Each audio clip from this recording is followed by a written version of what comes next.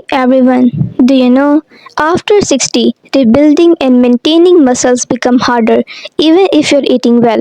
Today, we are revealing a powerful protein dense food that many seniors overlook and why it's matter so much after aging. So, the food is whey protein, especially high quality whey protein powder. So, how to use it? Add it to the smoothies, mix with water or milk.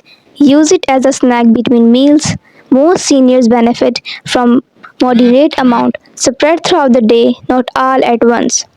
For the better and for the best results, pair it with light resistant exercises, daily walking, proper hydration, muscle rebuilding after 60 is possible, but it requires consistency, not extremes. If this video helped you, give it a thumbs up.